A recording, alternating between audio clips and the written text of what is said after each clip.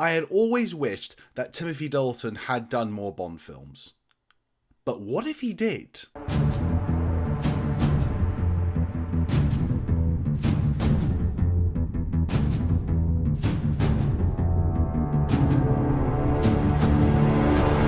There is absolutely no doubt in my mind Timothy Dalton is one of my favourite James Bonds of all time. Ever since from a young age, I have always loved Timothy Dalton as James Bond. I remember watching A Living Daylights when I was really young and just thinking he was utterly amazing, and the film to boot too. I really think if you were to objectively say who was the actor who played Bond closest to Ian Fleming's original creation, it is without a doubt Timothy Dalton. Timothy Dalton, in my opinion, was just James Bond. He nailed it perfectly. The look, the style, the presence, everything about Timothy Dalton was James Bond. So it's really actually quite upsetting that he only did 2 films. Timothy Dalton's 2 films, The Living Daylights and Licence to Kill, in my opinion, are almost exact opposites. The Living Daylights, in my opinion, is one of the greatest James Bond films of all time, and Licence to Kill is, let's say, on the other end of the spectrum. That being said, he was utterly fantastic in both those films.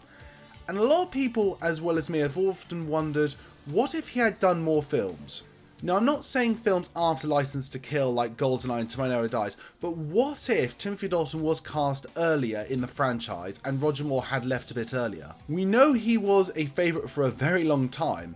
Timothy Dalton was asked to play Bond to replace Sean Connery in On Her Majesty's Secret Service. He was then asked again for Live and Let Die, and then he was asked again when they thought Moore was going to leave after the end of Moonraker. So he was very much in Howard R. Broccoli's mind to play Bond. So in this What If, I want to really look at quickly, what if Timothy Dalton had played James Bond more than twice? But before I get into that, everybody, please can I just ask, if you haven't already, to consider like, comment and subscribing to the channel. We're trying to reach 1,000 views by the end of the year, so it would be really great if we could potentially do that. Don't forget, we have reviews, editorials, what ifs, and plenty more on this channel for you to into.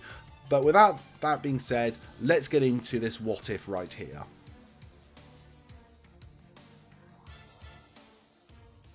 So I've made it very clear my feelings about Timothy Dalton, how I really would have loved to have him do more films. But where do we start this what if? I'm going to start off with the basis of that Roger Moore had decided to quit at the end of Moonraker, at the end of the 70s, and Timothy Dalton's first James Bond film now would be For Your Eyes Only, and the start of Bond in the 80s. Before I get into real depth here about Timothy Dalton's For Your Eyes Only, I think it's important here that we just take a step back and look at if Roger Moore's tenure as Bond was Live and Let Die, The Man with the Golden Gun, Spy Love Me and Moonraker. Without a shadow of a doubt, I think Roger Moore still be considered the man who saved James Bond, the man who showed it didn't have to be Sean Connery, who allowed it to adapt and change throughout a new tenure and the new age and thrive. You must remember, Spy Love Me and Moonraker were massive box office successes. If you look at his tenure of 4 films, I think it will be considered 3 great ones, 1 not so good one, that one being The Man with the Golden Gun. But with Roger Moore ending on Moonraker, shall we say the most fantastical Bond film of all time, it wouldn't been the best one to end on. One of the things I love in our actual timeline is the fact that Roger Moore did carry on, at least do For Your Eyes Only, because it showed he could play a darker, more down-to-earth, more human James Bond, instead of, if you will, the over-the-top, far-fetched James Bond in space fighting with laser guns. But I still think his tenure would have been considered a massive success, and it would have paved the way for a whole new direction when it comes to the 80s. For Your Eyes Only was meant to be a real take Bond back to its roots, take Bond back down to earth after the big flamboyance of Moonraker. This was going to be a real modern day Cold War thriller story, with less reliance on gadgets, more on Bond relying on his own wit, a more personal human story, very much slightly smaller in scale, but nonetheless is still as exciting and thrilling as possible. Now, if Dalton had started in this film, I think very much hands down that For Your Eyes Only would be considered one of the all-time great spy thrillers, up there with From Russia with Love. Now let me make it very clear, I am a massive fan of the film For Your Eyes Only. As a kid, not so much, but as an adult, I've really come to appreciate this film. And if this was Timothy Dalton's first film, I think it would be an amazing opening to his new tenure as James Bond. I think the emphasis on Dalton's style of Bond really would have lent into For Your Eyes Only and made it, in my opinion, a much better film than it already is. He would have just nailed Bond in this film, and the style and tone would have gone even more darker and I think a bit more serious and a bit more life-threatening in this film, which would have just elevated things so much. I think obviously with Timothy Dalton playing Bond in this film, there would have been some very much differences to the script and some of the characters. I believe Bond's relationship with BB wouldn't have been so parental, would have been much more intimate, and there would have been a bit of a thing between Christatos and Bond with the fact that BB's affections over Bond. As well as that, I don't think Julian Glover would have played Christatos in For Eyes Only. I really love Julian Glover. Christatos wasn't one of the best villains of all time, but they probably would have done a very different angle and something very different if it was Timothy Dalton playing James Bond in this film. I imagine Christatos being something a bit more closer to Dalton's age, and I also think it would have had a much more of a Bond versus Nemesis blowout in exchange to what we actually got in the film. So if we had Timothy Dalton's debut film Before Your Eyes Only, I think we would have had a film that rivaled From Russia with Love. I think we would have had one of the new great spy thrillers of the modern era. People have really jumped into, this is the 80s now, we're going back to the darker, more serious Bond, and Dalton was the face of this. Now, moving on to Dalton's potential second Bond film, would this have been his sophomore slump? The film is obviously Octopussy, and before we get into discussing Octopussy, we have to mention the Battle of the Bonds.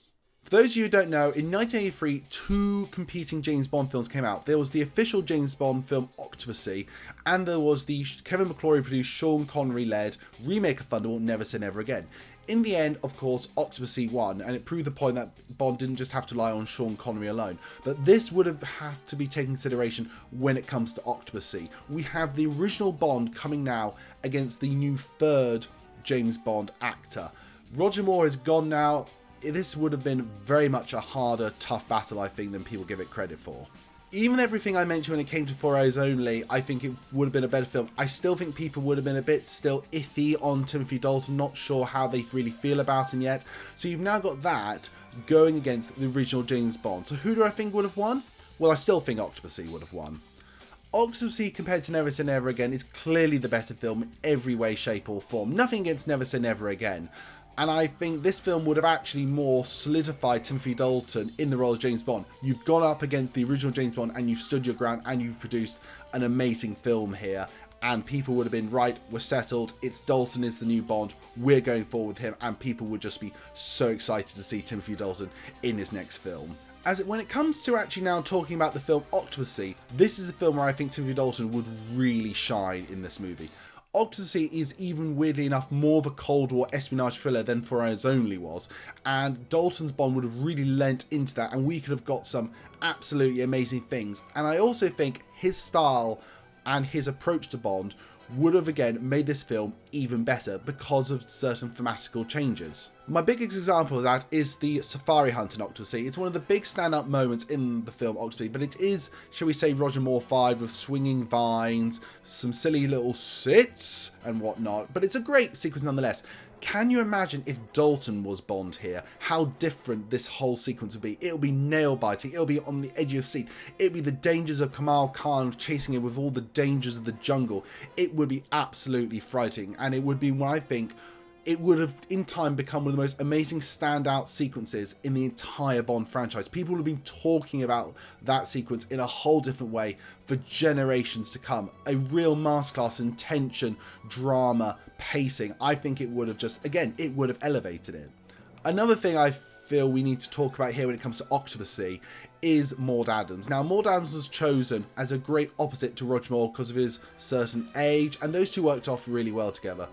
I do believe that you would have got someone maybe a bit younger, a bit more feistier as Octopussy if Timothy Dalton's cast, again, comparing the two and matching the two. So we wouldn't have had Maud Adams, I think, as Octopussy, but I think all the tension and the drama would have been there. I just love the idea of if it was Timothy Dalton in Octopussy. Again, it would have been an absolute standout film.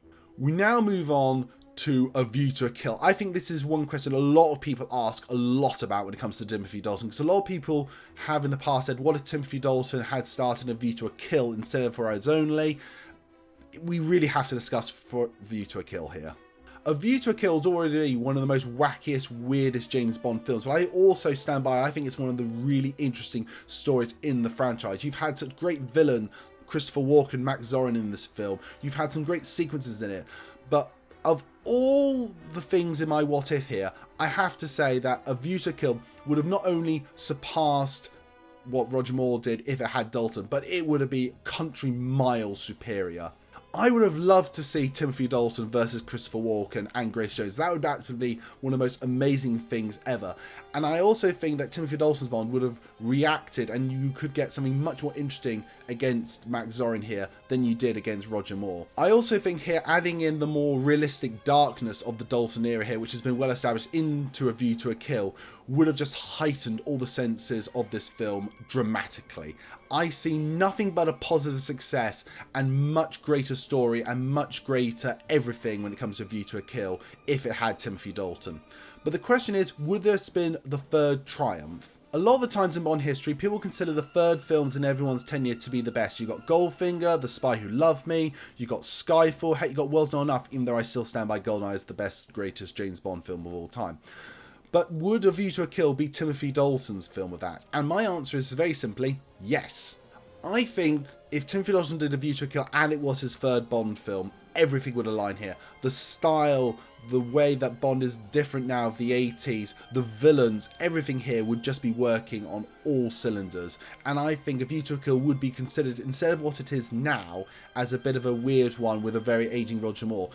I think it would be in everyone's top 10 list of James Bond films, guaranteed. An interesting thing that I really want to discuss when it comes to Bond here is actually the Bonds of the decades. I think now, if this scenario was real, people have said that Sean Connery was the Bond of the 60s, Roger Moore was the Bond of the 70s, and Timothy Dalton was the Bond of the 80s, each one giving their own uniqueness to the decade and its own style. And I have to say, I agree with that.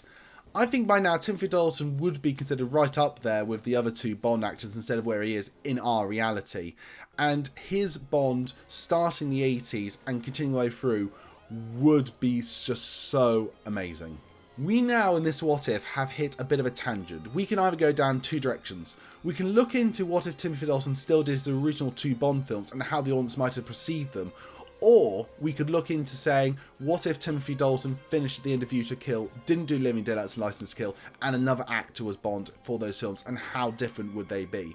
For the purposes of my What If here, I've decided to do the first option. I think it's more interesting to look at now the reaction to the Living Daylights and Licence to Kill. Looking into the Living Daylights now, I believe this film would have been an even bigger success than it already was. Living Daylights is still, in my opinion, one of the best Bond films of all time, and I feel that with everyone now really firmly established and happy with Timothy Dalton's Bond, certainly his style and tone, this film would have just done even bigger, better. I also would like to say, I think, a bit like what happened in Sean Connery's era, if The View to a Kill was his Goldfinger, Thunderball would be his Living Daylights, and it would be even more the crowning achievement he has done in his tenure up to now.